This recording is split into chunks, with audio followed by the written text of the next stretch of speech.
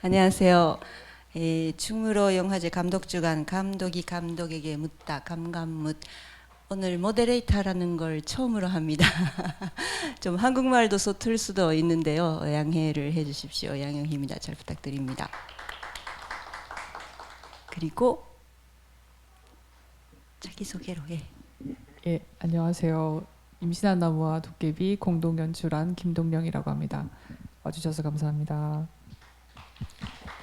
네, 안녕하세요. 박경태입니다. 반갑습니다.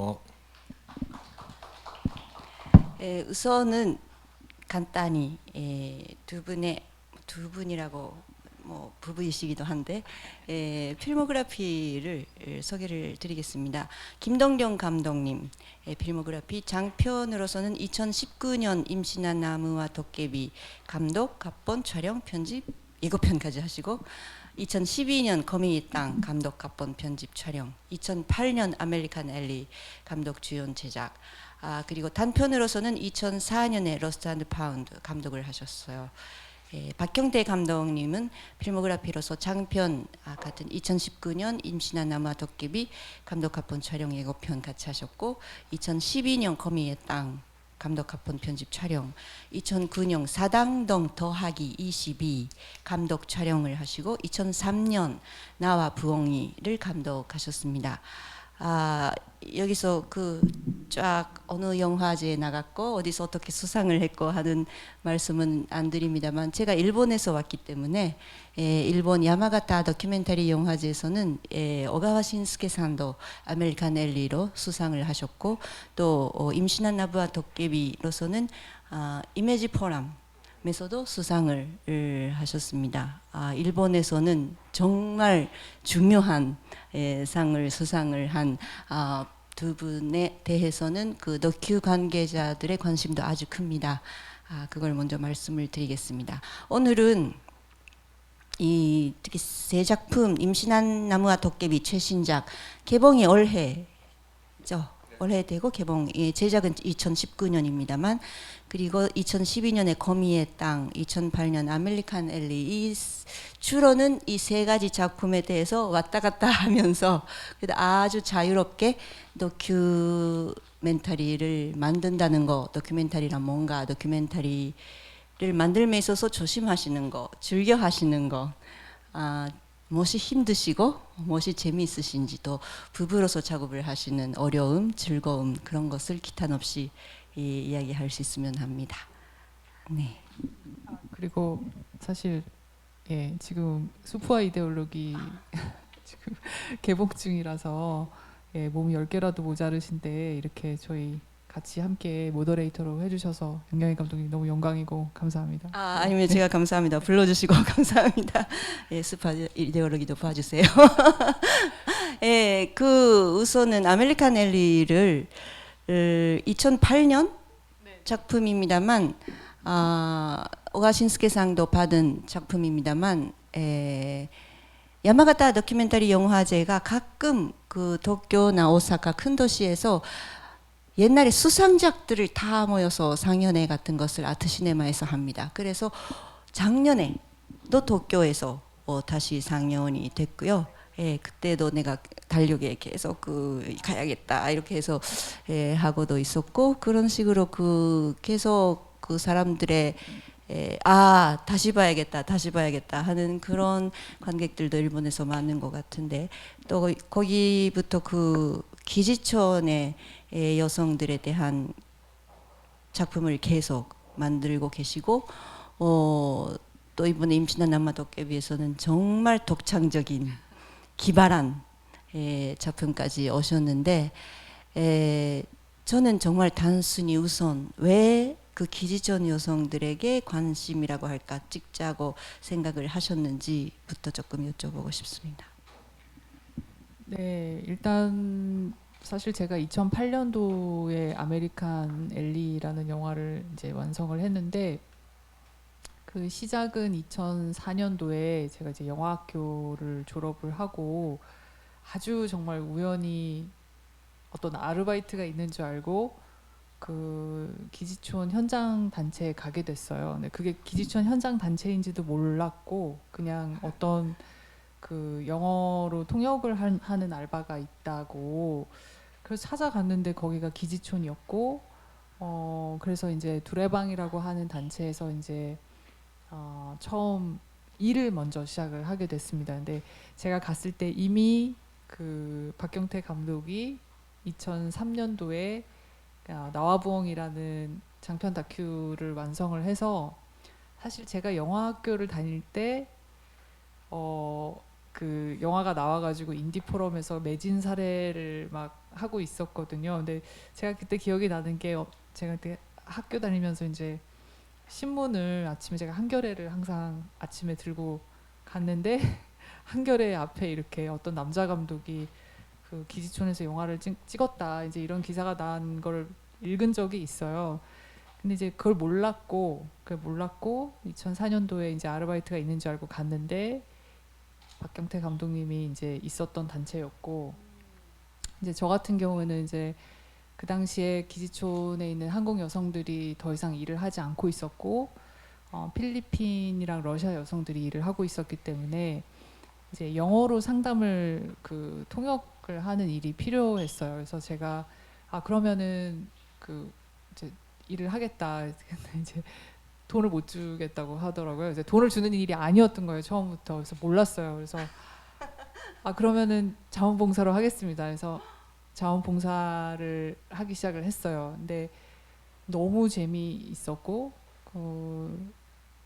너무 의미가 있었고 그래서 그 아르바이트를 하다가 이제 파트타임으로 일을 하다가 그 파트타임이 너무 이제 시간이 더 많이 필요해가지고 이제 풀타임으로 이제 스텝으로 일을 하게 됐어요. 그래서 한 1년 조금 넘게 거기서 이제 상담원으로 일을 했어요. 예, 그래서 근데 그 상담원이 이렇게 앉아가지고 이렇게 뭐 당신의 힘든 게 무엇입니까 이렇게 하는 그런 상담이 아니었고 이제 크라이시스 인터벤션이라고 위기 개입 상담이라고 해서 이제 행동으로 하는 상담이에요. 그래서 갑자기 낙태가 필요하다.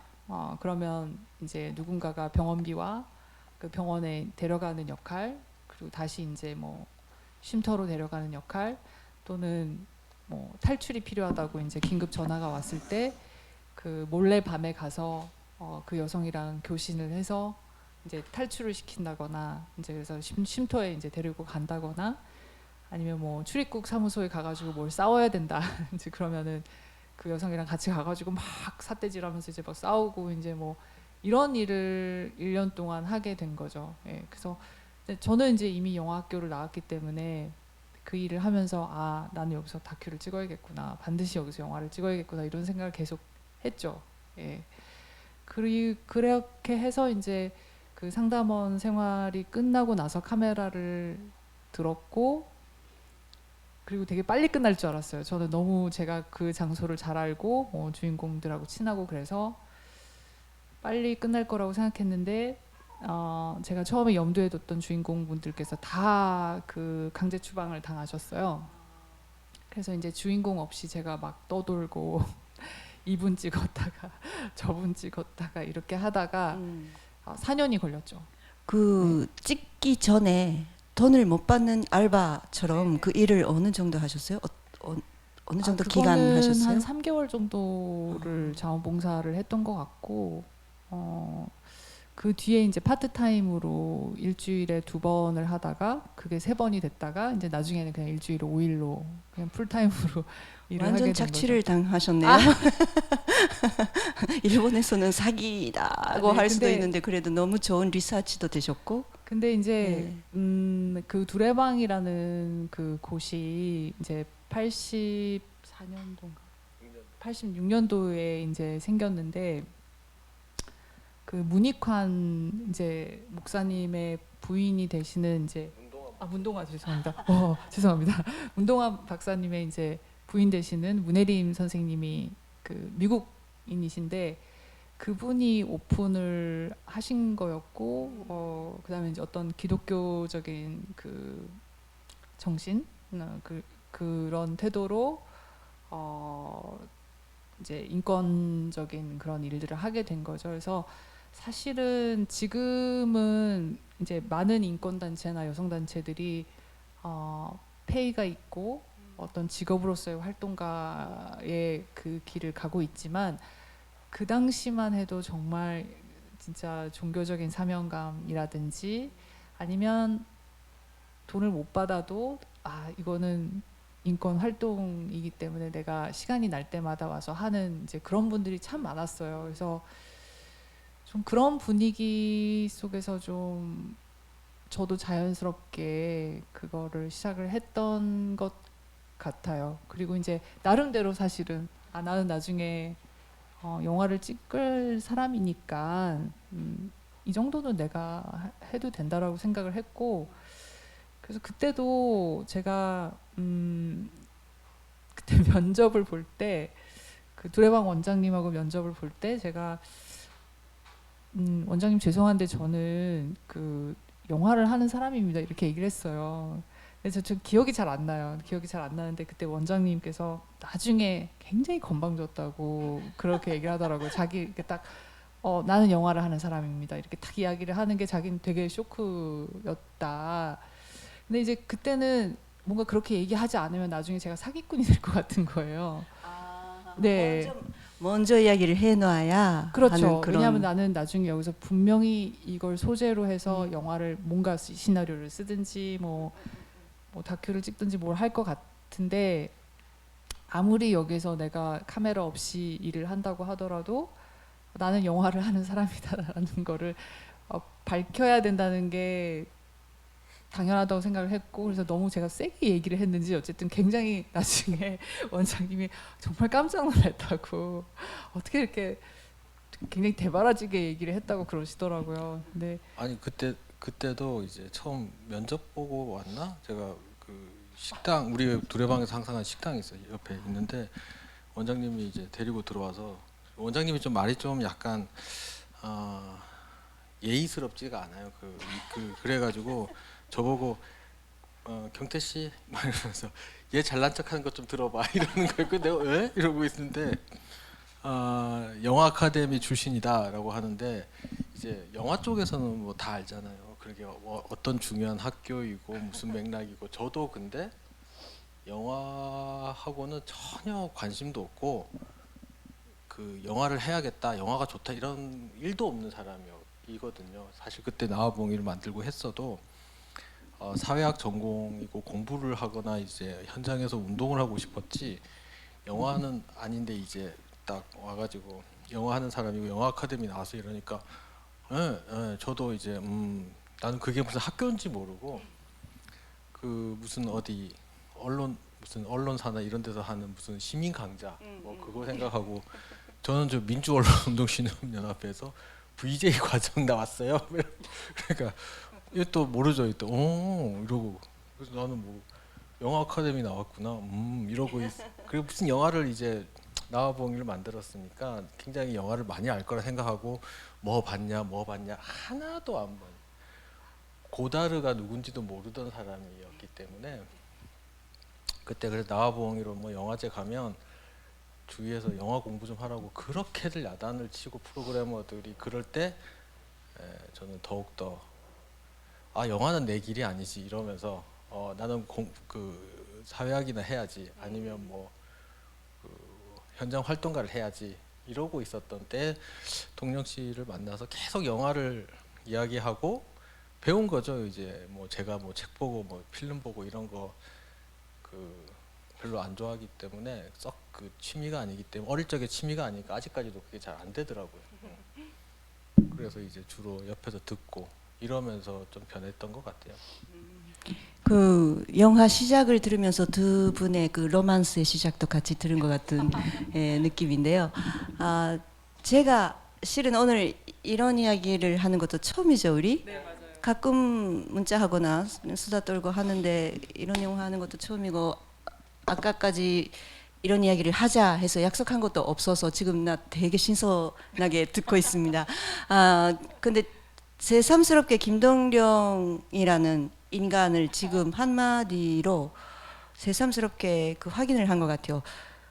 속심을 감추어서 대상에게 다가가거나 아니 별로 지금 조금 찍고 있는데 별거 아니야, 별거 아니야 이렇게 해서 다가가서 찍는 사람도 가끔 있거든요, 다큐멘터리 찍을 때. 근데 저도 처음에 영화 될지 안 될지 모르지만 영화로 할 생각이다, 영화가 될 수 있다, 이 카메라 받으면 당신 큰일 날 수 있습니다 하는 것 정도 이야기를 해놓고 오케이를 받아야 된다는 의식이 나도 아주 센 사람이라서. 근데 역시 같은 의견이구나 그런 것도 지금 느끼면서, 근데 왜 그렇게 하시냐 생각하니까 내가 김동룡 감독님이 페어네스가 있는 분이라고 저는 항상 생각을 하고 있어요. 아주 대등해야 된다. 찍는 사람 찍히는 사람이든 그 어떤 입장이든 사람들이 여러 가지 그 생활이나 여러 차원에서 여러 생활 여러 직업 사람들이 있는데 평등하다고는 좀 말 못하잖아요, 이 세상이. 근데 평등하지 못한 세상에서도 사람과 사람은 대등해야 된다 하는 의식이 바탕에 아주 있는 분이라고 저는 생각을 하고 있어요. 그래서 이야기를 해도 아주 재미있고 기분이 좋아요, 항상. 네, 지금 조금 그걸 목격한 것 같은 느낌인데. 근데 저도 조금 동영 씨하고 좀 달랐죠. 이렇게 영화 정말 뭐 정직하게로 할까, 진정성 대상에 대해서 이제 존중을 하고.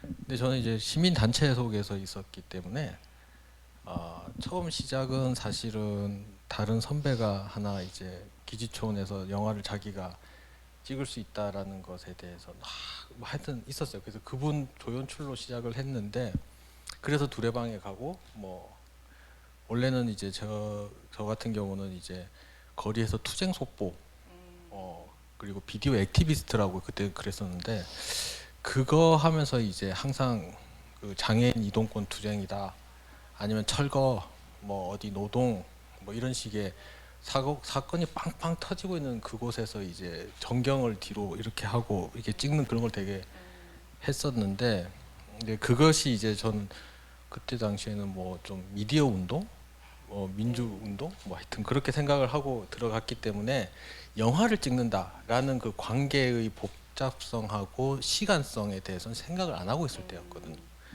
그러다가 이제 단체에서 자원활동하면서 이제 그 하기로 했던 그 양반은 다른 데 취직하고 막 이러면서 그냥 사라지고, 이제 그 두레방에서는 뭔가 단체의 그 프로파간다라고 말하면 좀 너무 그거고, 어쨌든 그런 영상이 되게 필요했었을 때야. 예. 기지촌 문제를 좀 알려야겠다. 근데 이제 투쟁 속보를 할 수도 없는 공간이었던 게, 이제 사건이 일어나는 공간이 아니에요. 낮에는 정말 쥐죽은 듯이 조용한 동네고, 밤에 그냥 뭐 영업하고 이런 곳에서 딱 한 번 그때 서정만 할머니 살해 사건, 그때 미군에 의해서 그 잡히지도 않았는데, 그럴 때 이제 막 모여가지고 으쌰으쌰 하게 되는 그런 곳이었거든요. 근데 이제 서정만 할머니 시해 사건 이후에 이제 그런 영화가 필요하다 해서 했는데, 그때는 또 영화도 아니었어요. 그 영화 개념이 아니라 그때 여성부한테서 반성매매 교육 비디오 만들자고 해서 돈을 받아서 홍보 비디오로 이렇게 시작을 한 거였는데, 제가 좀 이렇게 뭘 하자 그러면 금방금방 실증을 내고 다른 데 잘 튀는 성격이어가지고, 원래 그게 이제 콘티가 그런 거잖아요. 남자들이 이렇게 성매매 업소 가서 으악 이러는 거 재현하고 막 그럴 때 주위에 뭐 액티비스트 감독들 불러서 하기로 하고 했다가, 이거 또 이렇게 하면 뭐 하나 싶어가지고 그때 이제 나화봉이라는 좀 다큐를 만들었죠. 근데 이제 단체에서 시작하다 보니까 그분들에게 이거 영화다, 영화가 될 거라고 말을 하거나 그런 거 없이 그냥 단체의 의리, 관계로서 만들어졌죠. 그런데 이제 중간에 제가 뭐 우연히 샹따레 컵만의 국경 넘어서를 보고 저걸 한번 따라해 보자 해서 좀 이상하게 변해갖고 영화가 되고, 나중에 저는 이게 이제 약간 그때 당시에 열린 TV 이런 식의 그 퍼블릭 액세스 그런 데 정도로 생각을 했거든요. 그래서 우리가 어디 가서 반성매매 홍보 비디오만이 아니라 그냥 그것보다는 퍼블릭 액세스나 이런데 그 열린 채널에 나올 수 있는, 시민 방송에 나올 수 있는 걸 생각을 했는데, 의상해로 전주영화제나 이런 데서 그때 김은희 프로그래머셨는데 막 이렇게 픽업을 하셔가지고 영화제에 가는 거예요. 그래서 근데 그 박형태 감독님께서 그렇게 단체 상영 같은 걸 그렇죠. 좀 그리셨는데 김동련 감독님은 어땠어요? 완전 반대. 아니죠. 그러니까 저랑 완전 반대였던 거죠. 네. 태도도 다르고 저는 이제 근데 약간 이제, 활동가, 그래 활동가 마인드가 좀 강했고 그래서 영화제 가서 제가 감독으로 호출 당하면서 얼떨떨하게 있었던 차에 이제 동영 씨가 와서 영화 아카데미 탁 영화 이렇게 하고 들어온 거지. 그래서 내가 이건 뭘까 이러면서 관계를 영화적으로 다시 이제 바꿔나가기 시작한 것 같아요. 점점. 근데 이제 뭐 지금 이렇게 다시 얘기하면은 그 두 개가 이제 활동가적인 어떤 활동과 그 감독으로서의 정체성을 가지고 그 안에서 들어가서 뭔가 관계를 맺는 것과 분리가 되는 것처럼 사실 이야기가 들릴 수는 있는데 그 두레방이라는 곳이 사실 굉장히 독특한 곳이었던 것 같아요. 그러니까 무슨 얘기냐면은 그 두 가지를 같이 배울 수 있었던 곳이었던 것 같아요. 그러니까 그 활동이라는 것 자체가 조금 이거는 약간 이제 다른 단체하고 비교해서 조금 그렇긴 한데 주로 이제 성매매 여성들과 함께하는 그런 단체들의 경우에는 그 탈성매매에 포커스가 맞춰져 있는 경우가 많아요.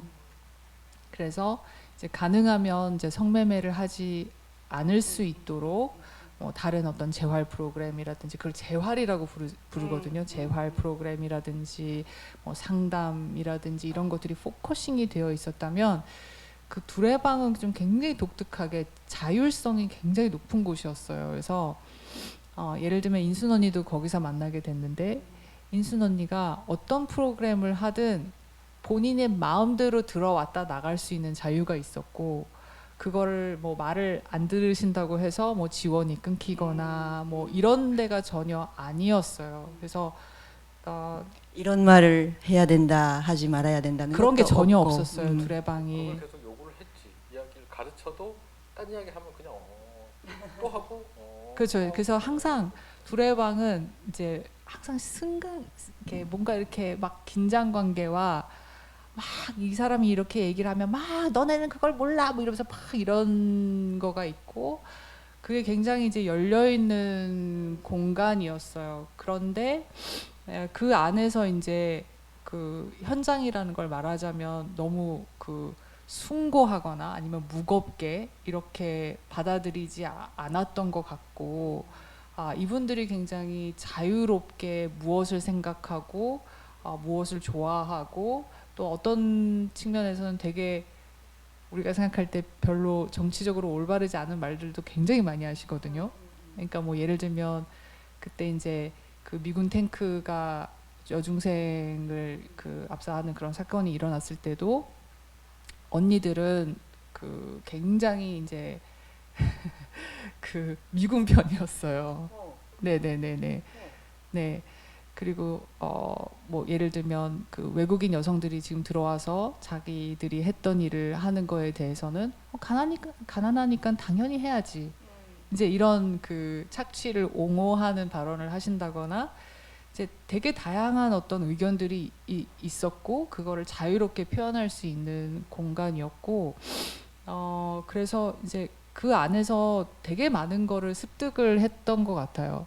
네. 그 미국 그 압사 사건이 있었는데 그 미국 편이었다 하는 가해자 편이었다 하는 것은 네네네. 예를 그러니까 들고 모르고 뭐, 죽였는데 근데 반성을 하고 그렇죠. 있다든지 그런 거예요? 반성은 아니고 자기네들이 피했어야지.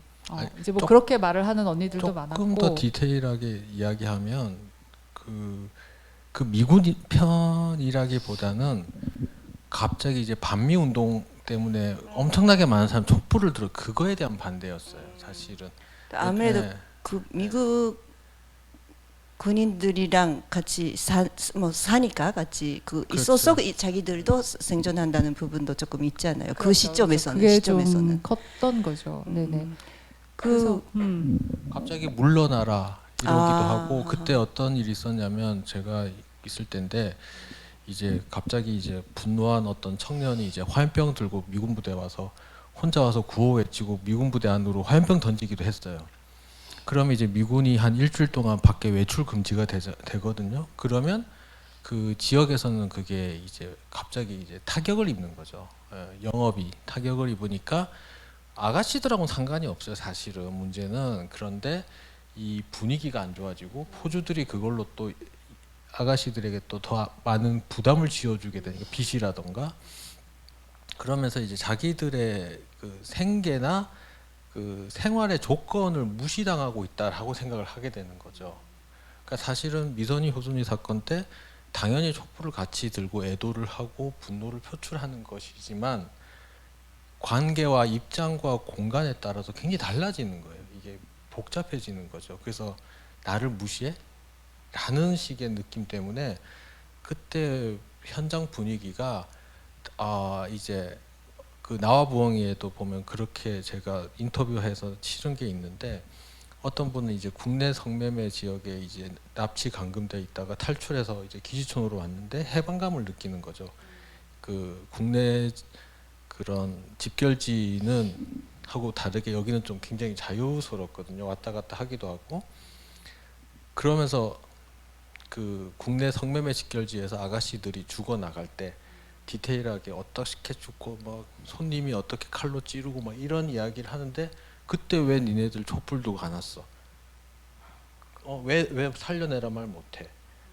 근데 왜 이제 와서 그 얘네들은 왜 그 얘네들만 그래? 이런 식의 그러니까 이 뉘앙스의 그런 거예요. 그러니까 우리는 인간으로 그래서, 취급하지 않는다.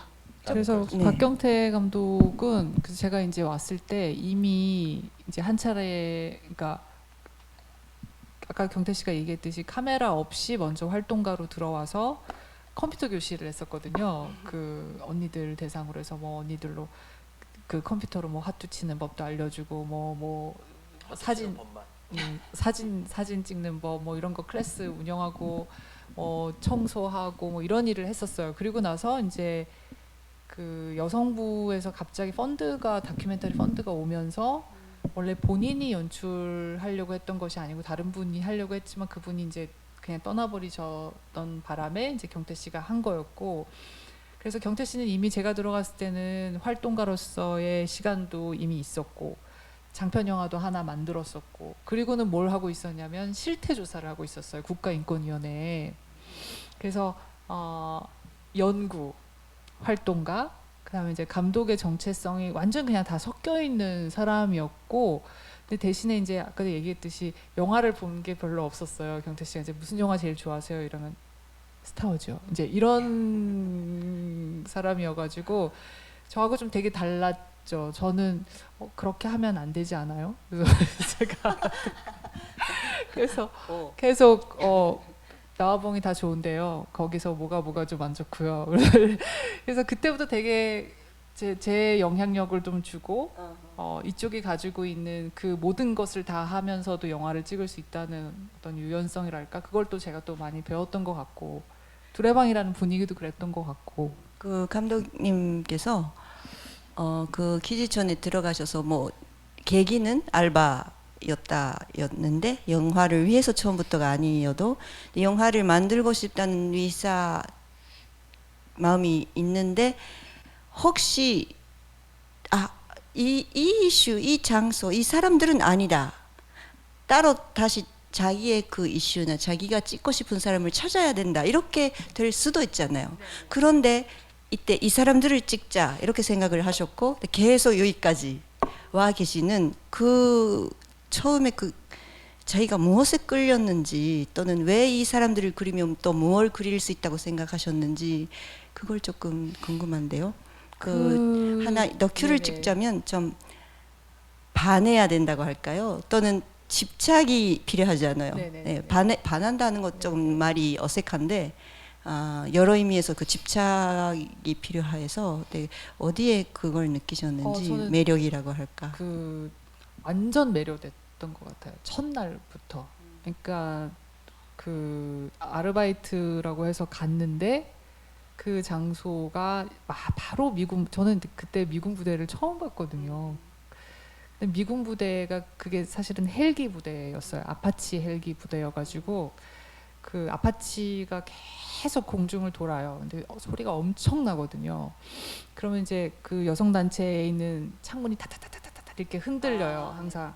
근데 그 안에 들어가 보면은 언니들이 막 박장대소를 하고 웃고 있고 뭐 식사 공동 식사라는 프로그램이 있었어요. 그 문혜림 선생님이 이 언니들이 항상 식사를 항상 포주들이 빨리빨리 일하라고 하니까 항상 바닥에 이렇게 쪼그리고 앉아서 식사를 하는 그런 습관이 있다 보니까 그 문혜림 선생님이 이제 제일 먼저 시행했던 프로그램이 공동 식사였거든요. 그래서 모든 사람들이 상에 이렇게 앉아서 활동가와 언니들이 평등하게 밥을 하고 나눠 먹고 뭐 설거지까지 하고 이제 그런 프로그램이 있었어요. 근데 그 양쪽 그 이제 기지촌이라고 하는 그 비주얼 엄청난 그 군사 시설물 안에 바로 옆에 굉장히 작은 단체가 하나 건물이 있는데 그 안에는 공동 식사를 하고 언니들이 이제 농담도 굉장히 걸게 하거든요. 그래서 밥을 먹는데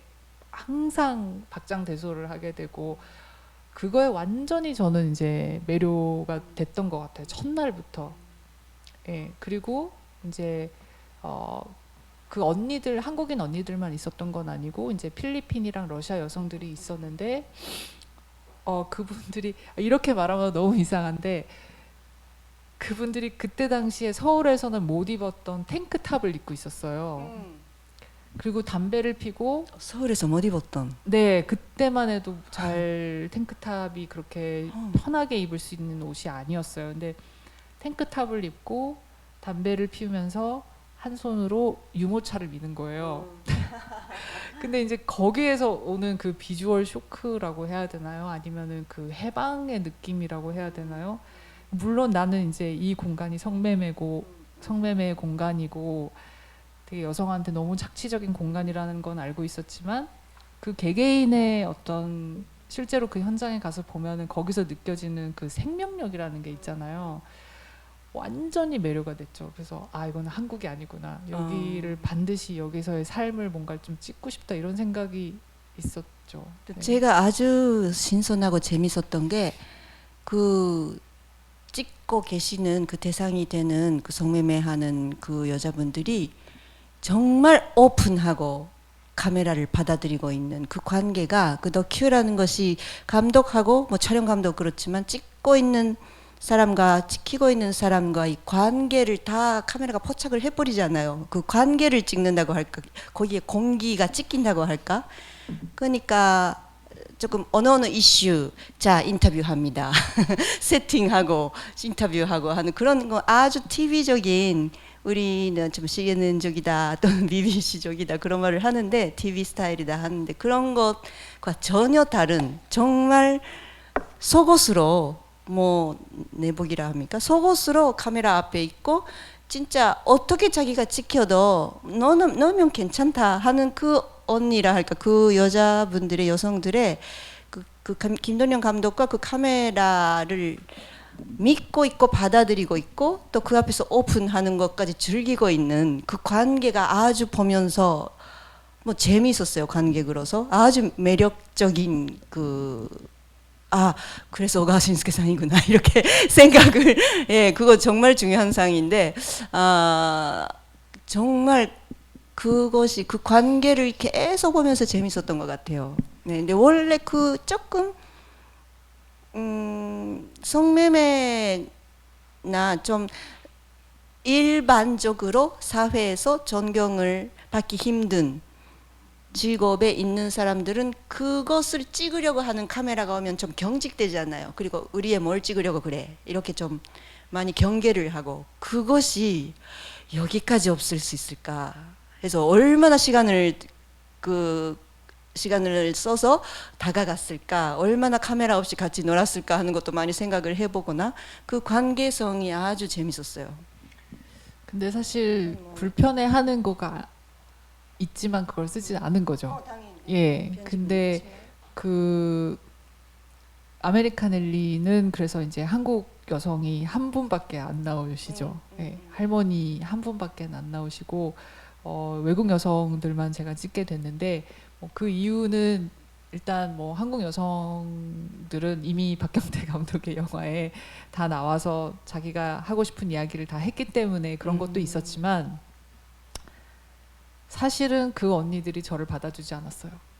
예, 한국 언니들은. 그 러시아나 필리핀 여성들은 다 20대였고 저도 20대였고 비슷한 고민이 있잖아요.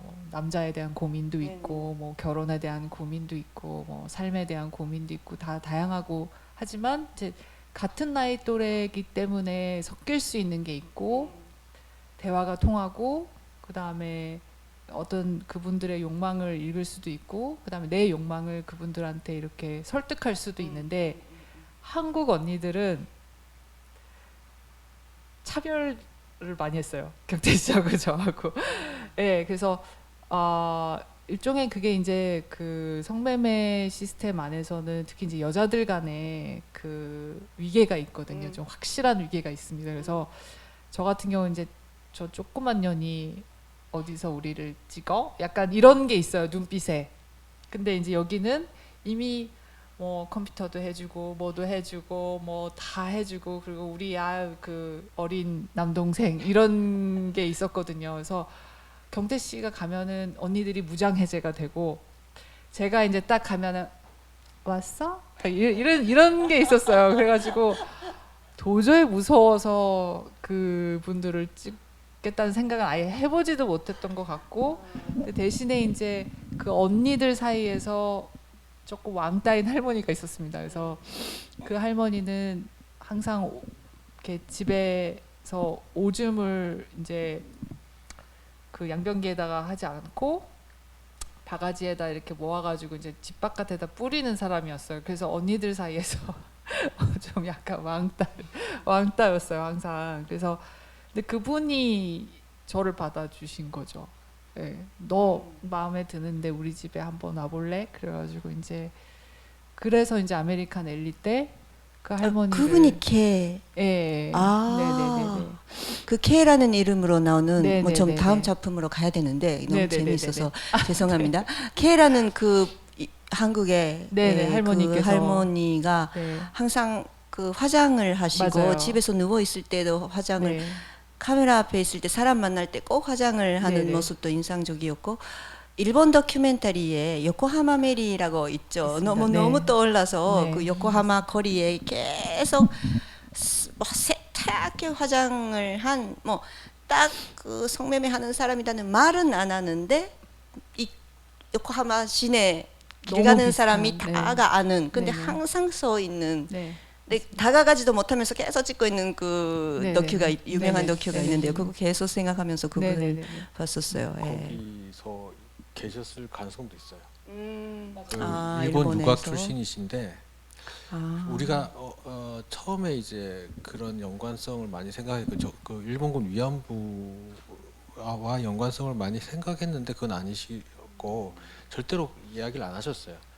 그래서 이제 그 예전 그 유각이라고 하는 거죠. 뭐 만주에도 있었고 뭐 한국에도 있었고 일본에도 있었겠지만 본인이 어디서 이렇게 일본 군인하고도 좀 이렇게 사셨던 것 같고 일본어를 잘하셨어요. 일본어는 거의 아, 완벽했죠. 그래요? 네, 아. 그래서 그 저는 이제 그분이 저하고 고향이 같아서 그런 걸로 그냥 우리 고향 특산품인 미역 같은 거 좀 드리고 이러면서 이렇게 관계를 맺긴 했지만 워낙 세대가 예전 분이시고 하니까 제가 관계 맺고 있는 분들은 예를 들어서 박정희 시절에 이렇게 그 집 나와서 이제 재건대에 갇혔다가 뭐 이런 분들이에요. 그러니까 세대가 완전히 다른 분이죠. 그래서 그래도 이제 그런 그 어떤 그루핑이 이제 다르게 돼 있죠. 그럼에도 불구하고 기지초는 저는 이제 누님이라고 하는데 아직도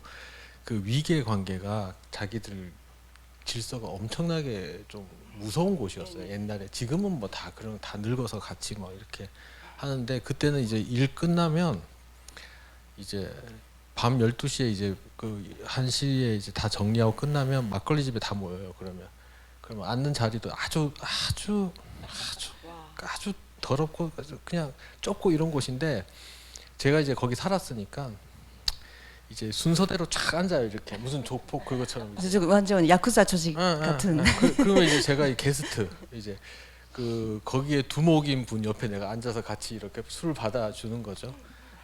예, 그런데 이제 말하는 걸 보니까 제가 태어나서 듣도 보도 못한 그런 살아있는 욕들인데 술을 먹다 보면 이분들이 거치니까 서로 싸움이 나거든요.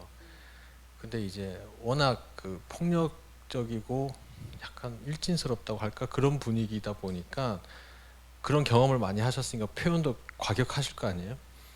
그 당장 누군가가 이제 병 깨고 싸워야 그 크게 다쳐야 되는 순간에 딱 웃기는 사람이 한 명 있어요. 그 상황을 그만해라고 뭐 이렇게 위력으로 탁 멈추는 게 아니라 이 상황을 굉장히 웃겨버리는 분이 계셔요. 와. 그분이 두목이에요. 항상 예, 유머로서 이렇게 넘길 수 있는.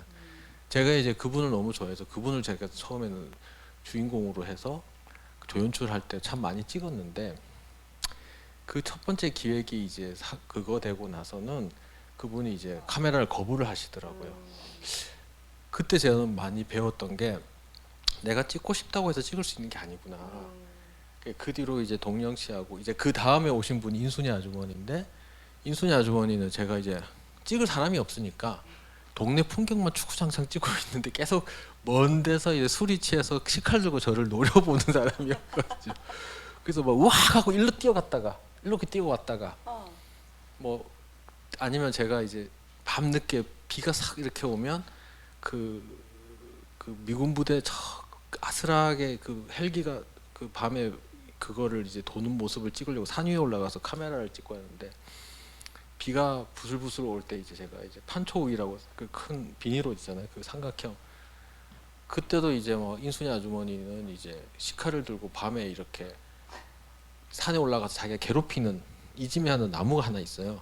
막 이 찌르는 거지. 자기의 고통을 표현하기 위해서인 건데 그때 저하고 이제 마주쳐가지고 인순이 아주머니의 그 하나의 꿈이 있었다면 자기도 귀신을 보고 무당이 되고 싶었는데 그런 기운이 전혀 없는 분이거든요. 지금 말하는 박인순, 여기 박인순 주인공이시. 예, 그때 처음 만난 거예요, 분이 저가. 그러니까 예, 이제 거미의 땅에서 또 이제 임신한 나무와 예, 도깨비까지 나와봉의 계속 주인공으로 주인공이시- 되시는 예, 나와봉이 그분입니다. 2002년도에도 주인공이셨고 계속 했던 이유가 제가 처음에 했던 그분은 카메라를 거부했고 물론 지금도 제가 되게 친하게 지내지만 저희 영화에서 그분이세요. 예. 이번에 잠깐 이번에 나오십니다. 나오세요. 예. 그 임신한 나무와 도깨비에서 문 그분 이렇게 딱 닫아주는 언니가 있거든요. 아. 예, 그 언니가 왕초 언니고 그 언니가 저한테 좀 차가웠어요. 그래서 우리가 뭐 얘가 좀 딴 데로 샜는데 이건 좀 두 개 다른 이야기가 같이 있는데 우리가 그러면서 제가 많이 되게 가슴도 아프고 너무 상처가 되는 거예요. 이게 거절을 당한다는 것은 이제 나와봉이를 찍으려고 갔더니 싫다 하시는데 그 뒤로 이제 저희는 이제 그 활동을 하고 관계를 맺으면지만 촬영을 먼저 의뢰를 하거나 촬영합시다 이렇게는 안 물어봐요. 잘. 그래서 필요하신 분들이나 우리하고 자기가 카메라로 관계를 맺고 이 찍히고 나면 이 영상이 어떤 식으로 가고 있다를 명확하게 아시는 분. 영화제도 뭐 돈 되는 영화도 아니고 영화제 와서 봤더니 한두 명 앉아서 졸고 있는 그런 영화를 명확하게 아시는 분들하고 이제 좀 하는 더 거죠. 많이 계십니다. 그래서 뭐 이제 그런 식으로 이제 바비 어머니 이렇게 그 카메라와 관계를 맺는 분들이고 이제 뭐 계속 다 이제 나이가 드니까 이제 사실 더 이런 것도 별로 나중에 처음에는 젊었을 때는 이런 게 되게 긴장 관계고 카메라만 옆에 스쳐 지나가도 동영 씨가 찍었던 그 강정희 아주머니 할머니는 다른 사람 카메라는 엄청나게 엄격하게 됐어. 카메라만 들고 와도 이게 뭐에 갖고 왔니? 딱 이렇게 딱 물으면 치아라 딱 이러는데 그래서 가방에 넣어야지만 안심을 하시는 분이었거든요. 다른 목적으로 카메라를 한다 하더라도 그래서 이제 그런데 이제 동영 씨하고는 그런 관계가 된 거죠.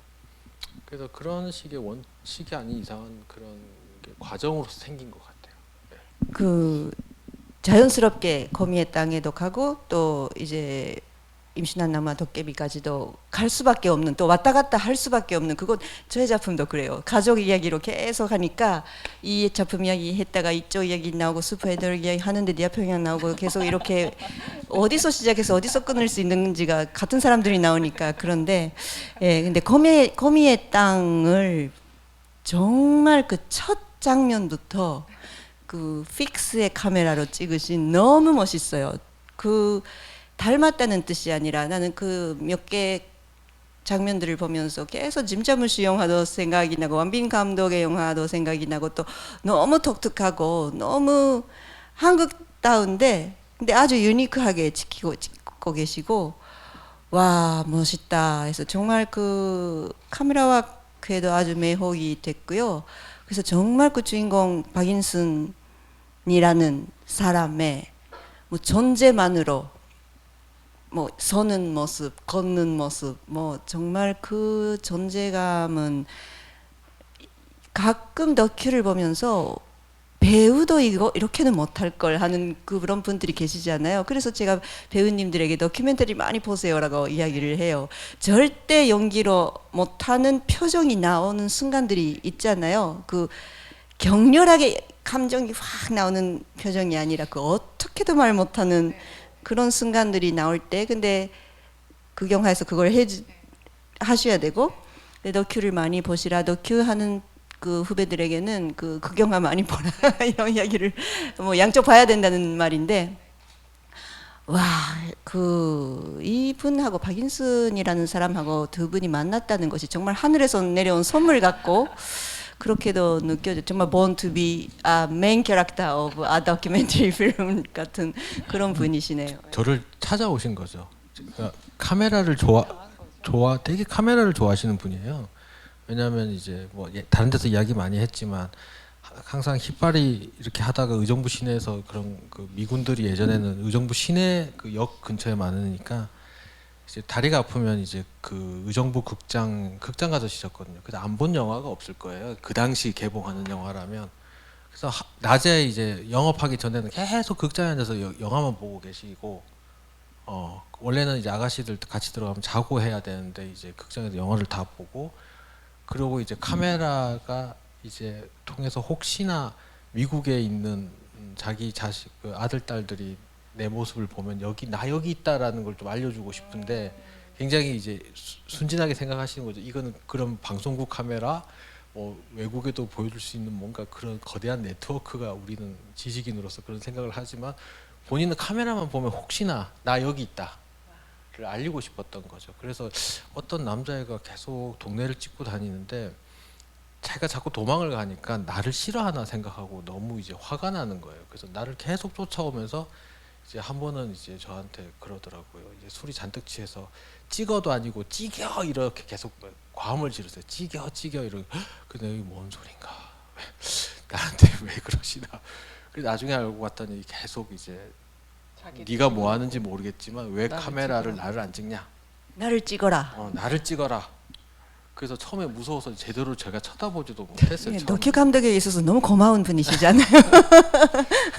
찍지마 하는 사람을 설득하는 것도 큰일인데. 그래도 이제 단체에서 필요하신 분은 아니었어요. 단체에서는 좀 올바른 그 정치적으로 그 목적에 맞는 증언을 해주셔야 되는데 엉뚱한 이야기를 하시고 말에 두서도 없고 과음만 지르시니까 제가 그래서 그분은 이제 나와부엉에서는 일상만 아침에 이제 풀 뜯으러 다니는 그것만 찍었고 다른 분들이 증언을 했죠. 사실 인순 언니는 제가 2004년도에 갔을 때만 해도 와 어떻게 저런 분을 나와봉이 다큐로 찍었지라는 생각이 들 정도로 그때도 너무 와일드한 분이셨어요.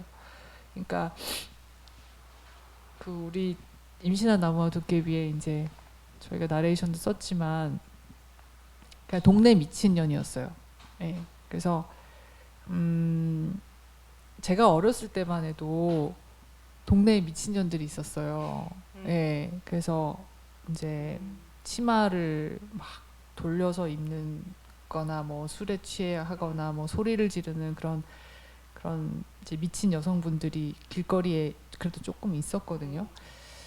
근데 이제 기지촌에 그때 갔더니 정말 목소리가 큰 여자가 그 칼을 들고 계속 다니시는 거예요. 비만 오면 칼을 들고 다니세요.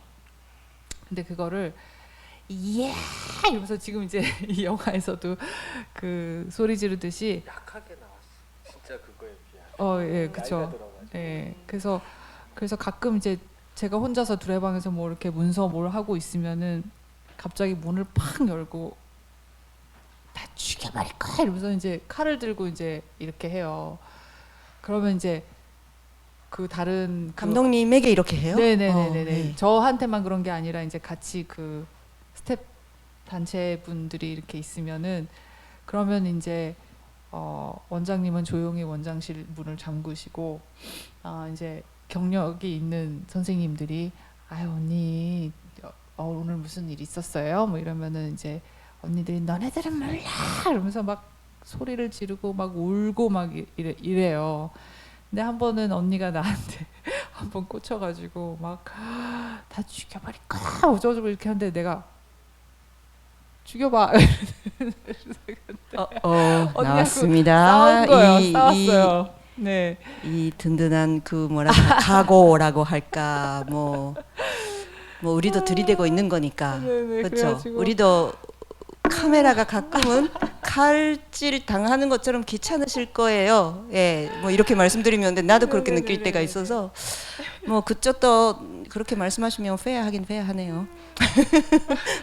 상하진 않으셨죠? 상처는 없었죠? 네네네. 그럼요. 언니가 절대로 찌르지 않아요. 예, 언니는 사실 찌르는 흉내는 아니고 정말 찌를 것처럼 소리를 지르지만 사람을 찌르지는 않아요. 찔러보세요 하면 어떻게 말하셨어요? 어떻게 그러면 반응하셨어요? 아, 그때 갑자기 으앙 하면서 막 서럽게 울면서 내가 돈이 없어서 그래 뭐 누가 나한테 만 원이면 뭐 뭘 해주면 자기한테 10,000원을 주겠다고 했는데 내가 뭐 어쩌고 하면서 이제 막 그런 이야기를 하시는 거죠. 그래서 막 울면 이제 언니들이 이제 다른 스텝 선생님들이 이제 케어를 해주시고 이제 그랬죠. 예. 근데 이제 저는 너무 그때는 약간 언니가 너무 그 포로를 잡는다는 생각이 들어가지고 이제 그 스텝들을 그래서 약간 좀 화가 났었던 것 같아요. 그래서 그때 언니한테 이제 같이 소리를 한번 질렀다가 이제 선생님들이 그렇게 하면 안 된다. 그렇게 하면 안 된다. 찔러봐 하셨어요? 네. 그래서 그 이제 어쨌든 그렇게 하면서 이제 저는 언니를 알아갔죠. 근데 언니가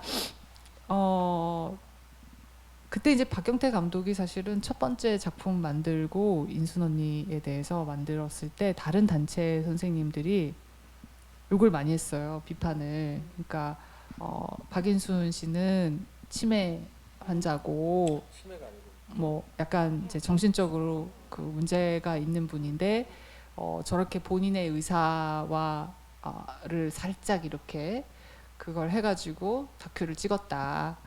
그래서 이제 되게 굉장히 이용했다 하는 그렇죠. 식으로. 비도덕적이다. 이제 그런 말을 했는데 근데 그때도 저희는 이제 두레방에서 너무 자주 뵈니까 언니한테는 엄청 그 고저가 있지만 항상 자기가 원하는 거를 정확하게 표현을 하는 사람이었기 때문에 거기에 대해서는 믿음이 있었던 것 같아요. 우리가 그 어떤 사기를 친다거나 아니면 비도덕적인 일을 한다거나 이런 게 아니라 분명히 네. 모든 다큐가 그 찍히는 사람들의 대상들의 개성이나 환경이나 처지나 다 이용하는 거죠. 그렇죠. 다 먹으면서 만들잖아요, 우리가 사실. 사실 그렇죠. 그러니까 내가 네. 인간 쓰레기라고 자주 하는데 그래서 나쁜 놈들이에요, 우리. 그렇죠? 네, 그렇습니다. 나쁜 네네네. 놈들입니다.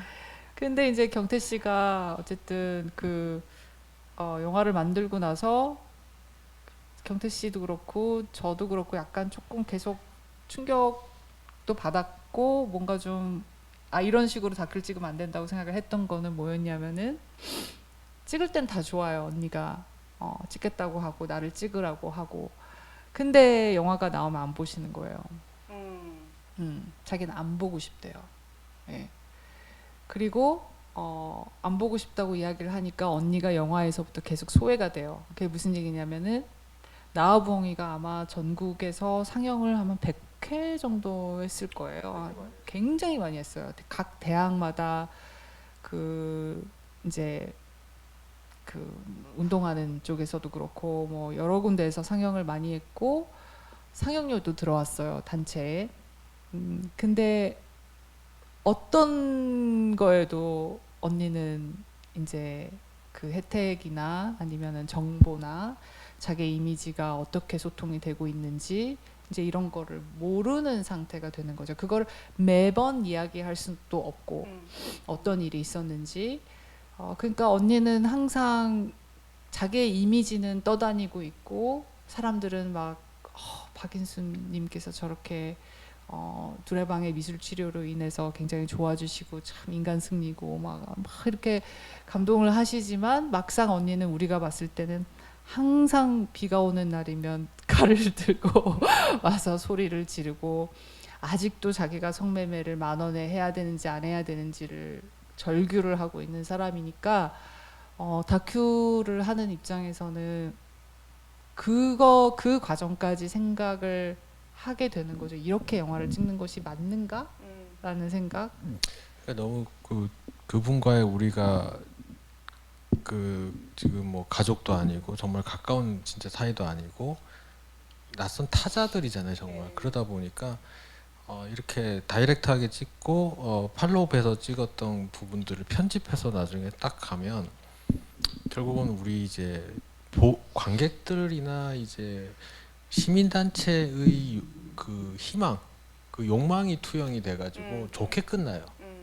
예, 뭔가 치유가 되고 희망이 있는 듯한 뉘앙스를 살짝 주는데 실제는 전혀 그런 게 아니에요. 나아진 것도 없고 나아질 이유도 없고 왜 나아져야 하는지는 우리의 관점이고 단체의 관점이고 치료의 목적도 단체의 관점이고 인순이 아주머니는 이제 그 자기가 원하는 게 무엇인지 이런 것들 계속 찾아다니고 조금이라도 몸이 편했으면 하는 사람들이지만 단체는 이 사람을 탈성매매해서 좀 더 트라우마를 좀 이렇게 벗겨주자 이런 아주 그것도 굉장히 중요한 목적이죠. 하지만 우리가 이제 외부에서 보는 우리의 욕망인 거예요. 그래서 본인이 아니라 그렇죠. 주변의 네. 욕망인 거죠. 그 영화가 그렇게 가고 나서 오히려 다큐멘터리가 가장 픽션이고 거짓말이다라는 생각을 해서 거미의 땅인가 그거 할 때 이제 야마가타에 처음으로 그 생각을 좀 정리를 해서 이 그동안 기지촌 영화에 대해서 좀 편지를 써서 보낸 적이 있어요. 그래서 왜 우리 이런 자꾸 픽션하고 재구성하려고 하는 이유가 그 텔레비전이나 보통 다큐멘터리에서 다이렉트 시네마 같은 식의 방법을 탈피하려고 하는지에 대해서 그래서 그거에 대해서 하면서 결국은 엄청난 거짓말을 찍어냈다라는 어떤 그런 문제의식 때문에 아니, 거짓말은 아니죠. 왜냐하면은 순간순간은 정말이고 사실인데 그렇죠. 사실을 모아보니까 진짜일까? 그렇죠. 그 진짜란 것이 근데 다큐멘터리 많은 감독들이 진실이라는 말을 쓰잖아요. 우리는 진실을 탐구한다. 진실을 표현한다. 나 그거 진짜 무서워요. 너무 진실이 뭔지는 난 모르겠어요. 그래서 못 써요. 진실이라는 말을 무서워서. 적어도 사실. 그런데 그 사실도 찍었을 때의 사실인데 편집하고 낼 때는 또 갭이 생기잖아요. 그래서 항상 그 트라우마 때문에 이쪽이 소모되는 건 뭐 할 수 없죠. 자기 선택으로 하고 있지만 이 대상이 피사체가 된 사람들의 그 소모 같은 것도 조금 상상을 초월할 거고 또 와 근데 또 시간이 이거 정말 5시간쯤 있으면 좋은데 죄송합니다. 많이 없어서 이제 그 픽션처럼 되어간다고 느끼시면서 그런데 정말 픽션화한 다큐라는 말도 좀 유치하지만 사실 다큐하고 드라마 뭐 픽션 논픽션이 딱 그 경계선이 보이는 것도 아니지 않나요? 그 장르란 것이 장르 영화라는 말을 한국은 특히 많이 쓰지만 나는 장르 영화를 만든다고 감독님들이 말씀하시니까 나는 조금 지금은 더 못 따라가요. 그 자기가 무슨 장르인지 모를 때가 많아서 만들 때는 장르 생각 안 하고 만드니까 아니 이것은 배우들과 해야지 이것은 뭐 가족을 찍어야지 뭐 그 정도입니다. 근데 정말 놀라울 정도 이제 극적으로 이제 여러 가지 또 장치 다른 배우들도 동원을 하시고 임신하나와 도깨비 그런 너무 훌륭한 독창적인 작품을 만드셨는데 그 과정에 가면서의 박인순 님의 변화 그 두 분의 네. 변화 그런 걸 조금 그 부터, 일단 임신한 나무와 도깨비는 이제 거미의 땅 때 우리가 실험을 안 해봤으면은 불가능했을 영화이고요.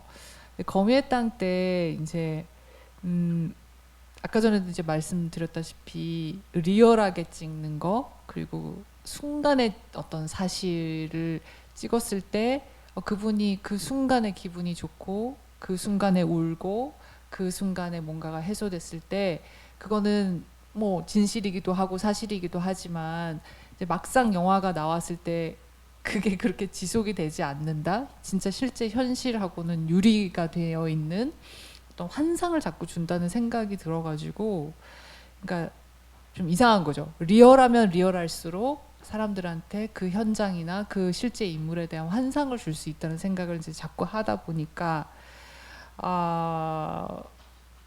저희가 이제 많은 고민을 했어요. 그래서 나온 어떤 여러 가지 시도들이 있었는데 그 시도 중에 하나가 뭐였냐면 그분들이 이야기하는 것 중에 자기가 하고 싶은 장면이 있다거나 자기가 표현하고 싶은 장면이 있을 때 그거를 해보게끔 해보고 싶다라는 생각이 드는 거예요. 그러니까 그분들의 생활 속에 그렇죠. 있는 한 장면 그렇죠. 중에서 영화 안에 넣고 싶은 거. 그렇죠. 그렇죠. 그래서 이제 거미의 땅 때 그래서 이제 인순 언니한테 언니 우리가 무엇을 찍었으면 좋겠어요. 이제 그 전에는 항상 언니가 무엇을 하는지를 어떻게 어느 자리에서 카메라를 두고 촬영을 할 것인가 그래야 리얼하게 보일 것인가 이걸 고민했다면 거미의 땅 때는 이제 반대로 가본 거예요. 언니는 뭘 보여주고 싶나요? 예. 그랬더니 자기는 딸한테 그 자기가 살고 있는 빽벌로 오라는 이야기를 하고 싶다는 거예요. 그래서 자기가 편지를 일종의 이제 말하자면 옛날에 자기가 미국에서 떠나올 때 카세트 테이프에다가 자기가 편지를 남기고 왔대요. 그래서 그거를 영화로 자기가 하고 싶다. 그래서 이제 그때부터 이제 감독의 그 역할은 그걸 어떻게 비주얼라이즈를 할 것인가였고, 그래서 언니가 그러면은 그림을 그리면서 자기 딸한테 편지를 이렇게 육성으로 하는 거를 찍어야겠다라고 생각을 해서 거미의 땅 때 그렇게 했고, 그리고 이제 거미의 땅 때 이제 인물들이 세 분이었는데 마지막에 나오시는 그 흑인 혼혈인 분께서 좀 굉장히 특이하신 분이어서 그분은 이제 엄마 아버지를 모르는 고아이시고 고아원에서 자랐는데 되게 특이하게 엄마에 대한 기억이 너무 세세한 거예요. 그러니까 엄마가 없는데 엄마에 대한 기억이 너무 세세하신 거예요. 그래서 엄마가 무슨 스웨터를 입었고 자기를 택시에서 어떻게 어떤 눈빛으로 바라봤고 이거를 귀가 따갑도록 매번 갈 때마다 그 얘기를 하시는 거예요. 자기 어머니가 얼마나 아름다웠는지에 대해서. 근데 그거를 한번 생각해 보세요. 그거를 우리가 그냥 다큐식으로 이분이 그 이야기하는 거를 촬영을 해서 그게 그냥 그대로 전통적인 다큐 스타일로 나가면은 이분은 정신적으로 이상한 사람이 되는 거예요. 그러니까 트라우마 때문에 환상 속에 있는 사람이 되는 거죠. 근데 저는 그렇게 보이게 하고 싶지가 않았어요.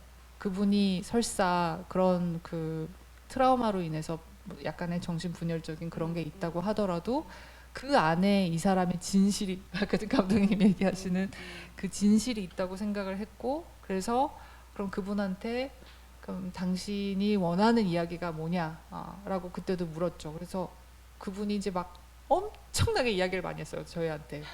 그래서 그 10시간 가까이 넘게 그 구술을 하셨는데 그걸 다 풀어가지고 그 안에서 이야기가 될 만한 것들을 저희가 추려서 이제 애니와 세라라는 이야기를 만들어서 본인이 주연을 하게끔 했죠. 그래서 그렇게 이제 한번 검의 땅에서 그렇게 하고 나니까 용기가 생기더라고요. 근데 이 세상에 다큐멘터리 감독 중에 네. 이렇게 영화 만드는 사람이 있을까요? 당신은 어떤 장면을 넣고 싶냐? 어떻게 그렇게 그 정말 근데 그걸 또 실현을 하려고 노력을 하시고 조금 아이디어로서 조금 받아놓고 뭐 알았어 해놓고 그 자기 양으로만 할 수도 있는데 그러니까 이게 이제 사실은 정말 저희가 대단하시네요. 처음에는 그냥 항상 전통적인 다큐멘터리 스타일로 접근을 해요. 이 이야기를 그러니까 이제 만들 때 무슨 얘기냐면은 그분의 집에 갑니다. 되게 자주 가요. 되게 자주 가서 카메라 없이 많은 시간을 보내요. 그리고 그분이 한 이야기들을 다 녹음을 하고 집에 와서 풀고 그리고 심지어는 이제 카메라를 언제 우리가 가져갈 테니까 그러면 그때 카메라 앞에서 인터뷰를 해주십시오 이래요. 그러면 어떤 분들은 그냥 편안하게 이제 인터뷰를 하시는 분들이 있는데 그 거미의 땅에 마지막에 나오시는 그분은 카메라를 들고 갔더니 자기가 연극 무대처럼 다 세팅을 해놓은 거예요. 정말 배우 같더라고요. 네, 그 걷는 그래서 모습도 그렇고 갑자기 예. 뭐 자기 남편분을 회장님이라고 부르시는데 회장님 일로 오시죠. 그러더니 막 머리를 감겨드리는 거예요. 그래서 그걸 찍으래요. 저희 보고. 그러더니 막 저희가 카메라를 찍고 있으니까 여기 와서 찍으래요. 여기 와서. 그러더니 갑자기 여기서 찍고 있으니까 회장님 오늘 성경 말씀을 한번 해주시죠. 이러면서 자기들끼리 그걸 해요. 그러니까 그때 연출도 하시고 그렇죠. 그래서 출연도 그때 하시고 이거는 다큐로는 완전 잘못하면 정말 쉑 같은 그렇게 나올 수 있겠다 이렇게 생각을 했고 그 안성자 씨가 그 같은 혼혈인 분하고 백이철 씨하고 사시는데 지금은 건강이 좀 많이 안 좋으세요. 또 역시나 예전에 인간극장에서 굉장히 그 히트한 아주 그 TV 초기에 다큐멘터리에 나오셔가지고 아, 그거 뭐죠? 그 애니의 이야기라는 맞아요. 그 있는데 엄청 히트 쳤어요. 그래가지고 그 네네네네네. 아주 순수한 어떤 혼혈인 가난한 가난하고 이 두 명의 이야기를 이렇게 이금희 아나운서의 목소리로 쫙 풀어놨는데 끝나고 나니까 그 사람들이 후원이 많이 들어오잖아요. ARS로 후원이 그래서 너무 많이 들어왔어요. 네네. 비디오에 대한 영상에 대한 어떤 그걸 가지고 있었죠 이미. 그런데 그 관계에서 벗어나려고 저희는 노력했고 또 이분들은 사실은 인간극장으로 해서 들어왔던 여러 가지 수입 때문에 파산했던 분이에요. 오히려 처음으로 돈이 들어오니까 그 돈 이상으로 써가지고 신용불량자가 다 돼서 아무것도 못하고 있었던 상황인데 영화라는 어떤 다큐라는 것을 이제 어떤 의미에서는 그 수단으로서 생각을 하기도 했죠. 그런데 또 자기 고통이 더 심각한 분들이었고 그래서 이제 안성자 씨는 제가 그 인간극장 직후서부터 인권위원회에서 국가인권위에서 실태조사를 하면서 제가 만나서 계속 관계를 맺었던 분들인데 혼혈인 분들 중에서는 그나마 그래도 대화가 가능했던 그런 분이었고 한국말 꽤 잘하시지 않아요? 정말 전부 한국말만 하죠. 그거 네, 외에는 할 수 있는 네, 언어가 없죠. 완전 한국 그렇고. 그거고. 그래서 그 또 기지촌 여성분들하고 다르게 처음부터 나면서부터 피부색에 의해서 차별받고 또 니네 엄마가 양갈보 그러니까 창녀의 자식이라는 걸로 심각하게 배제가 되다 보니까 대부분은 범죄이시고 대부분 이제 교도소 애들 거의 다 계셨고 또 우리가 용납 가능한 범죄도 아니에요 보면. 그러니까 이 관계를 맺는다는 거는 어떤 저도 이제 그 관계 속에서 윤리적 관계가 아니라 이분들이 왜 이렇게 됐을까를 이해하려고 노력하는 그 행위가 중요한 거지 어느 정도의 그것도 아니었어요. 그러니까 마약, 강간, 뭐 살인, 뭐 이런 식의 그래서 제가 쭉 카메라로 담았던 분들 이야기를 듣다 보면 기가 막히죠. 그래서 굉장히 저는 주저하는 그거였고 내가 이런 상황에서 같이 영화를 만든다는 거는 굉장한 그거다. 근데 계속 요구는 있고 안성자 씨는 제가 지금도 너무 매료가 같이 됐었던 것 같아요. 지금도 저한테 네. 전화 와서 또 찍자 계속 그러세요. 정말이에요? 네, 지금도 그러시는데 제가 과연 영화를 그 거미의 땅을 감당을 하셨지만 또 상황은 또 변하고 지금 백이철 씨는 지금 요양원에 들어가서 지금 움직이지를 못해요. 막 다 그 뭐지 뇌졸중 때문에 이 상황에서 당신에게 카메라라는 게 무슨 의미인지를 좀 더 생각해봐야 된다라고 저는 이제 만류를 하고 있는 거고 왜냐하면 더 자기를 셀링할 수 있거든 카메라 앞에서. 그래서 거미의 땅은 이렇게 이야기 구조를 만들고 안성자 씨한테 이제 인간극장이 아닌 전혀 돈이 안 되는 영화로서 계속 같이 대화를 엄청 많이 나눴던 것 같아요. 그런데 이제 결국은 이제 그 사실은 이제 너무 거미의 땅에서 관객이 안 오다 보니까 많이 실망을 했어요. 그래도 같이 이제 상영회 하러 가면 관객이 한두 명밖에 없고 이러는 거 보면서 내가 이걸 왜 했을까라는 생각을 처음에 하시더라고요. 인순이 아주머니하고는 그거 자체로서 우리하고 같이 그 자기를 극장까지 같이 오고 나와보응이하고 다르게 그 이후 과정도 다 같이 했거든요. GV도 하고 뭐도 하고. 안성자 씨는 조금 아직은 카메라에서 대중을 딱 나오는 순간 또 트라우마가 작용해서 그런지 순식간 어디서 술을 갖다가 막 그렇게 마시고는 취해서 쓰러져 계세요. 어떤 대중 앞에 오려면. 그래서 DMZ 영화제에서 앞까지 모시고 갔는데 어느 순간 갑자기 어디서 신기하게 사라지고 술을 먹고 와서는 이제 그러시는. 그럼 다시 또 모셔드리고 여전히 치유와 관계의 과정인데 이제 다들 할머니가 되시고 그래가지고 과연 시간이 얼마나 남았을까? 물론 제 욕심 같아서는 지금 제가 걱정되는 부분 어떤 이상한 양아치 같은 카메라가 그런 사람 접근해가지고 셀링하면 되게 감동적인 게 나올 거예요. 불쌍하고 막 그 흑인 얼굴 피부색도 다른 사람이 자기 남편 막 반신불수된 사람 보여주면서 막 이러면 그럴까봐 걱정인 거지 저는. 그래서 계속 지금 다독거려 드리고 있고. 지금 죄송합니다. 그 아주 중요하고 아주 센시티브하고 위험하기도 한 이야기 이거 정말 계속 해야 되는데 10분쯤밖에 없어서요. 임신한 남아 도깨비 이야기를 조금 많이 해주셔야 될 것 같아서 죄송합니다. 저도 너무 계속 듣다 보니까 시간이 이렇게 넘어가자 해도 좀 다시 돌아가서요. 그럴 수밖에 없는 것 같은데 정말 다큐의 어려움, 무서움, 정말 무서움. 배우들도 이제 자기가 프로페셔널하게 돈도 받고 출연도 하고 하는 훈련도 받고 뭐 받은 사람 안 받은 사람이 있지만 그래도 그 과정에서 현장에서 또는 이제 작품 안에서 상처 입을 때도 있고 또는 뭐 여러 가지 다 끌고 가면서 사람들을 살아가는데 무슨 뭐 보통 배우 영화가 관계없는 직장에서 일하는 것도 여러 가지가 있지만 이 영상에 찍힌다는 것도 이제 불특정 다수에게 보이고 환상 부분이기도 하고 망상 부분이기도 하지만 그래도 사생활이고 아주 프라이버시한 부분을 보여버리고 하는 그런 것의 그 위험성 같은 것도 정말 이건 좀 토론을 하면 끝이 없는데, 예.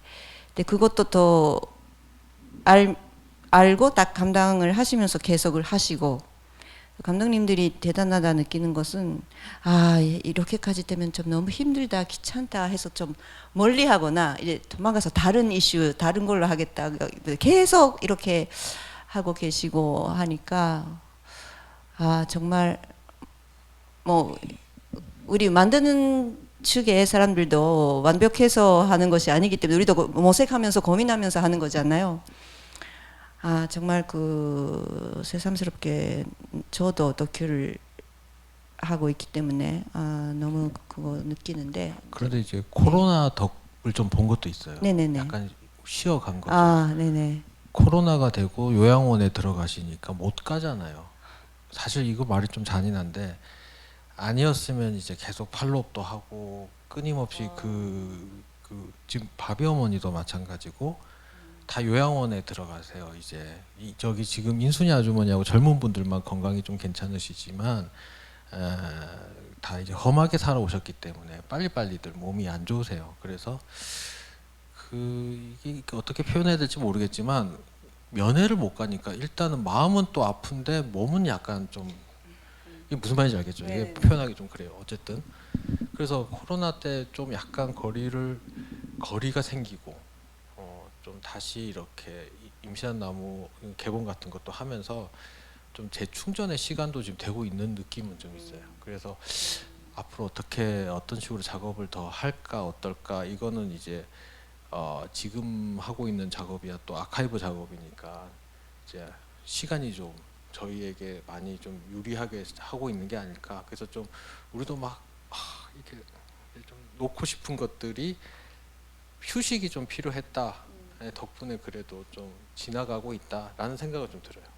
그 정말 그 김동현 감독님, 박현태 감독님이 찍어 오셨던 그 성매매를 직업이라고 할까로 해서 살아온 여자분들 상상을 초월하는 힘든 삶이라고 생각을 해요. 본인이 이것은 나의 직업이다 해서 인정을 하고 내가 싫어서 하는 것이 아니다고 말씀을 하셔도 역시 힘든 삶이라고 생각을 해요.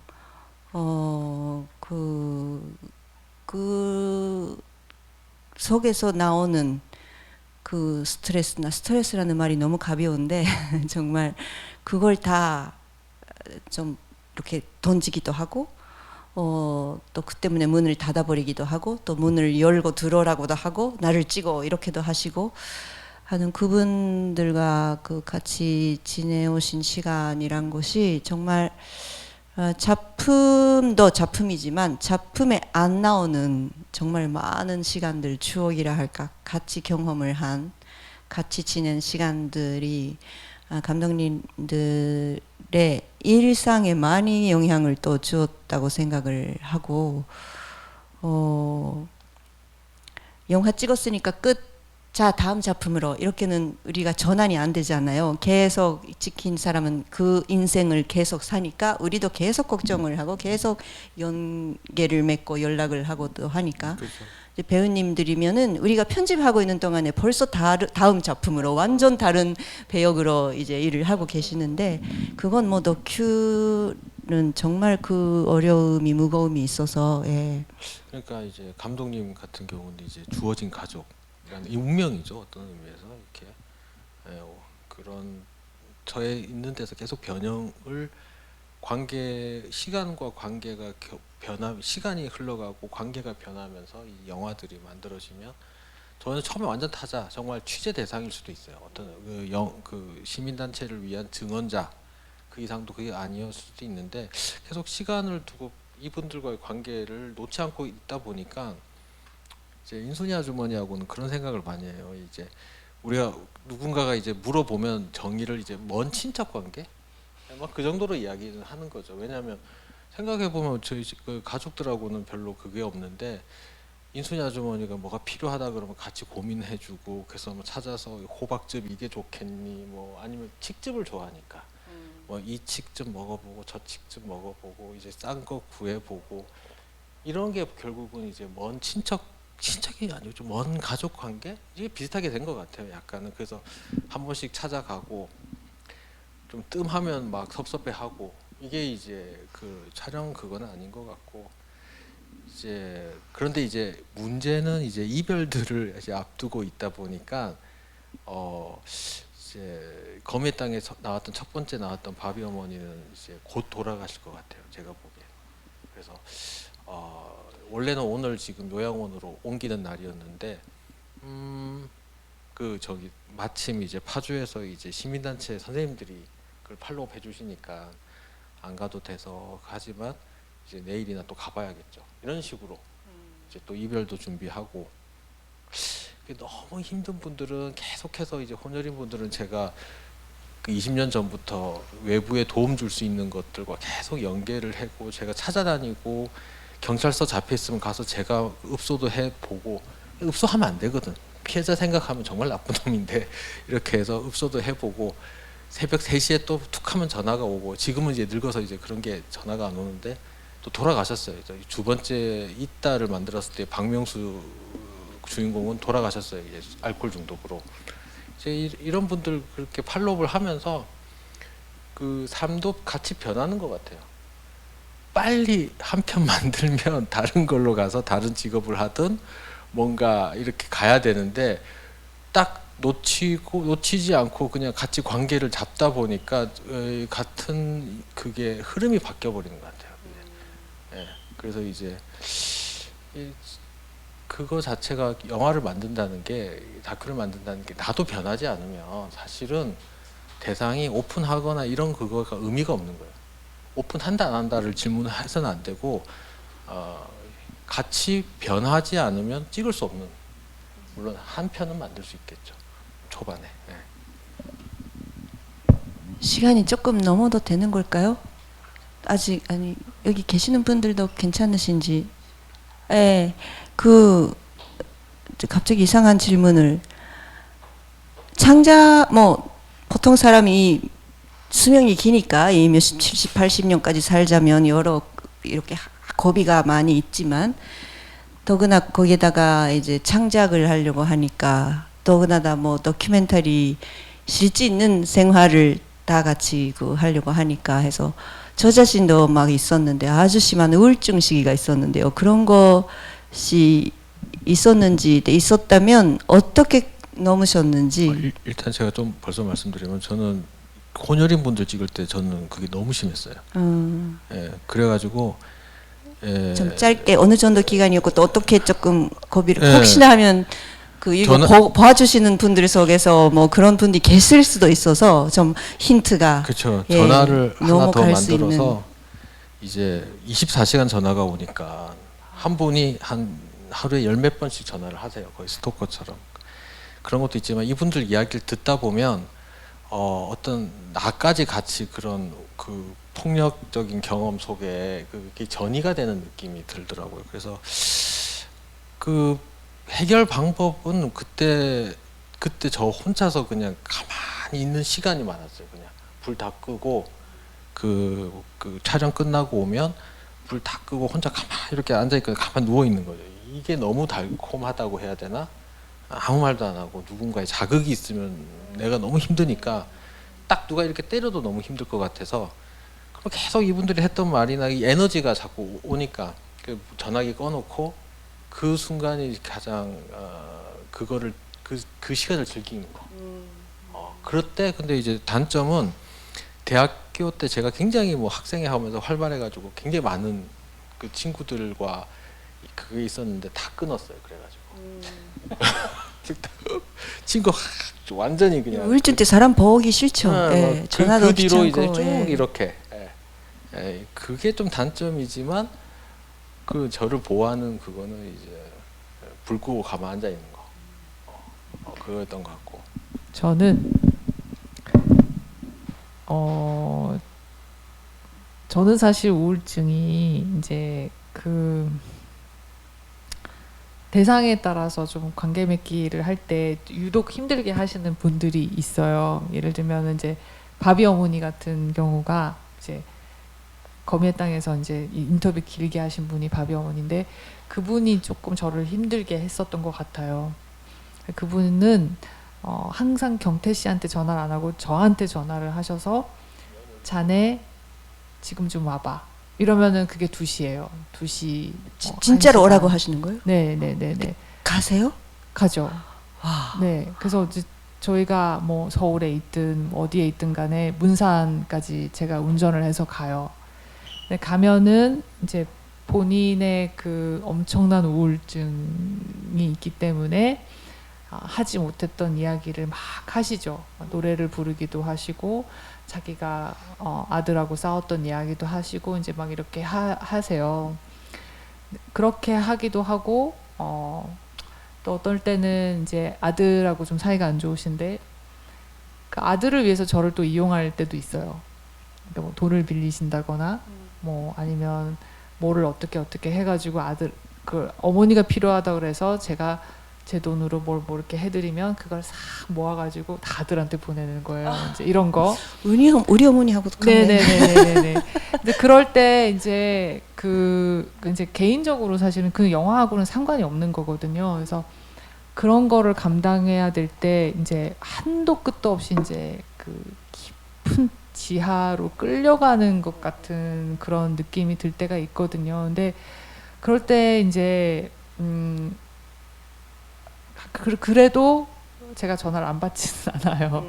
예, 안 받으면 안 된다고 생각을 해서. 근데 대신에 이제 좀 나도 뭔가 여행을 간다거나 아니면 내가 좋아하는 걸 찾으려고 엄청나게 노력을 하는 것 같아요. 그래서 내가 건강해야 그분들하고 같이 이제 관계를 이어나갈 수가 있으니까. 근데 사실은 저는 그 우울증은 그래도 이제 이렇게 말하면 좀 이상하지만 계급이 다르기 때문에 이제 그분들은 너무너무 가난하고 완전 그 사회적으로 그 사지에 몰리신 분들이지만 저는 언제든지 내가 알바를 해서 해외 여행을 갈 수도 있는 사람이고 뭐 지금이라도 뭔가 다른 어떤 뭐 커피숍을 차릴 수도 있는 사람이고 뭔가 경제적인 것이 훨씬 나은 사람이라고 생각을 하기 때문에 물론 가난하지만 네. 그래서 이제 그런 부분에 대해서는 항상 내가 더 많이 가지고 있는 사람이니까 그 정도는 나한테 뺏어가는 게 아닐 거야 라고 생각을 하고 방어를 하는 게 있어요. 근데 이제 사실은 그거보다는 저는 어떤 우울증이 있었냐면은 영화를 개봉할 때마다 이게 이제 그 가닿지 않는다는 거 이것이 아무런 돈도 되지 않고 아무런 주목도 받지 않고 어떤 내가 엄청나게 신실한 마음으로 이거를 내 신조를 지켜서 무언가를 해오는데 이것이 이 구조가 이 시스템이 가닿지 않는다는 생각이 들 때 굉장히 절망스러우면서 작가 생활을 못할 것 같고 뭔가 심지어는 뭐 약간 좀 이제 극단적인 생각을 할 때도 있죠. 그래서 어떻게 극복을 네, 하셨는지. 그래서 제가 이제 그때부터 제가 구조를 들여다보려고 자꾸 노력을 했던 것 같아요. 독립영화라고 하는 것이 어떤 구조 속에 있고 내가 창작자고 기지촌에서 이제 이런 활동을 하는 사람이지만 나뿐만이 아니라 다른 창작자들도 굉장히 비슷하게 지금 우리나라에 뭐 예를 들면은 멀티플렉스가 98%고 나머지 2%가 독립예술영화인데 그렇다면 나와 같은 이런 감독님들 우울증 걸린 감독님들이 너무 많을 텐데 우리는 왜 다 여기 숨어 살고 있는 거지? 왜 이 모든 걸 감당하고 있는 거지? 이제 이런 생각을 하기 시작을 하면서 우울증 심해질 것 같은데. 네, 발언을 하고 하기를 시작했던 것 같아요. 그래서 사실 지금 이게 이제 감감무도 감독조합이지만 이제 감독조합에 들었고 그래서 뭔가 연대를 해야겠다라는 생각이 들면서 저는 사실 감독조합에 들고 나서 되게 많이 치유가 된 것 같아요. 좀 이상한 얘기지만 어쨌든 다행입니다. 작가로서 네. 이렇게 모여 있으니까 개인이 할 수 없는 것들을 해 나가는 어떤 그 힘들을 자꾸 보게 되니까 그 무력함 같은 것들이 좀 많이 없어지고 그래서 창작자분들한테는 저는 꼭 뭐 노동조합이든 뭐든지 간에 연대를 하시라고 말씀을 드리고 싶습니다. 내가 겪는 문제가 나 혼자만의 겪는 문제가 아니기 때문에 네. 감독조합에 대해서 한국 감독조합에 대해서 그런 감사는 저도 많이 느끼는데 일본에서 오니까 일본 사람이 그 단체 그룹에 속하는 걸 아주 싫어하고 근데 원래 개개인으로 활동하거나 또 개개인으로 혼자 먹을 수 있는 식당도 바도 많이 있고요. 혼자 살기 아주 편한 나라다 보니까 감독들도 많은 감독들이 어디도 안 속하는 사람들도 많은데요. 내가 정말 또 어머니 아버지 영향으로 그 단체나 그 조직을 싫어해서 완전 반면교사로서 어디도 평생 어디도 안 속할 거야 했는데 지금 감독조합에 속한 것이 근데 재미있어요 저희가요. 근데 아무 망설임 없이 있었고 많이 정말 많이 그 서포트를 또 그 힘을 많이 받고 있습니다. 근데 최근에 일본 사람들이 조합이 필요하다 하기 시작했어요. 근데 배우들도 그렇고 또 감독조합은 또 감독조합을 개선해야겠다. 일본 영화계 개선해야겠다 해서 막 그 한국 영화계에서 배워야겠다. 니지케에서 배워야겠다. 이렇게 많이 하고 정말 고레다 감독이 이 설선에서 그 니지케하고 연락도 하시고 많이 그 부극제도 오시고 막 하고 계시는데 그 여러 차원에서의 그런 조합이나 그런 단체, 좋은 단체들을 알아보고 그런 것이 중요하다는 것이 또 포커스가 뭐 스타벅스도 조합이 생길 그런 시대니까 미국에서지만은 그러네요. 그 좀 임신한 나무와 도깨비 이야기보다는 첫 시기에 이야기가 많아졌습니다. 분량적으로는 그래도 이렇게 이야기를 들으니까 역시 그 두 분의 감독님들의 활동 또 가치관 그 작품 창작에 대한 자세가 역시 첫 시기에 그 작품 때의 경험이 정말 바탕에 강하게 있다는 거 많이 느꼈고요.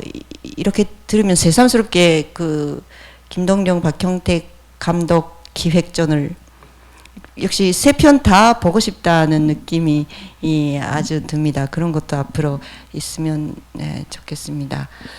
저도 이제 모데레이터라고 하기보다는 계속 듣기만 했는데 참석해주신 관객분들도 즐겨주셨으면 다행입니다. 감사합니다. 감사합니다. 감사합니다.